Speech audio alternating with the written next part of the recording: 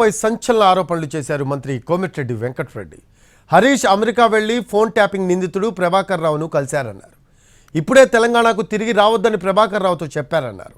హరీష్ రావు వెళ్లిన ఫ్లైట్ వివరాలు కూడా వెల్లడించారు కోమటిరెడ్డి.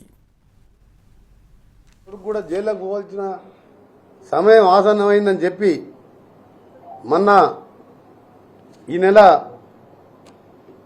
26 రోజు హరీష్ రావుని అమెరికాకు పంపించిండు.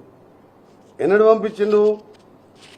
26 మే రోజు Emirates flight EK 525 flight number 4:35 AM departure అవుతుంది హైదరాబాద్లో 26 మేకు.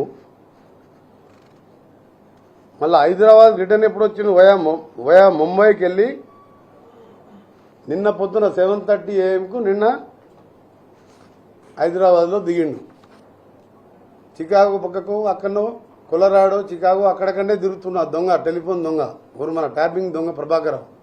ఆయన దగ్గర పోయి మాట్లాడి నువ్వు ఇప్పుడంతలా రాకు, చెప్పకుండా దొంగచాటుగా నువ్వు పోయి ఫ్యామిలీతోని ప్రభాకర్ రావుని కలిసి నువ్వు ఇప్పుడంతా అమెరికా హైదరాబాద్ రాకని చెప్పి వచ్చిన సంగతి. ఈ ఫ్లైట్ డీటెయిల్స్ అమెరికా పైన స్టాంపింగ్ మీకు ఎయిర్పోర్ట్లో దొరుకుతుంది, డేట్తో సహా చెప్పిన. ఆయన వచ్చిందంటే ఎమ్మడే చట్టం తన పని తాను చేసుకుంటుంది. ఈయన కేసీఆర్ కేటీఆర్ ఎక్కడ ఉంటాడో ఏమో నాకు తెలియదు. ఎందుకంటే కాగా దీనిపై స్పందించారు హరీష్ రావు. మంత్రి కోమటిరెడ్డి వెంకటరెడ్డికి మతి భ్రమించిందన్నారు. అమెరికాలో తాను ప్రభాకర్ రావుని కలిసినట్టు నిరూపిస్తే అమరవీరుల స్తూపం ముందు ముక్కు నేలకు రాస్తానన్నారు. నిరూపించలేకపోతే వెంకటరెడ్డి బహిరంగ క్షమాపణ చెప్పి అమరవీరుల స్తూపం ముందు ముక్కు నేలకు రాయాలన్నారు. తన కుటుంబం విదేశాలకు వెళ్ళింది నిజమేనని, ఆ వివరాలన్నీ ఇవ్వడానికి తాను సిద్ధంగా ఉన్నట్టు చెప్పారు ఆయన.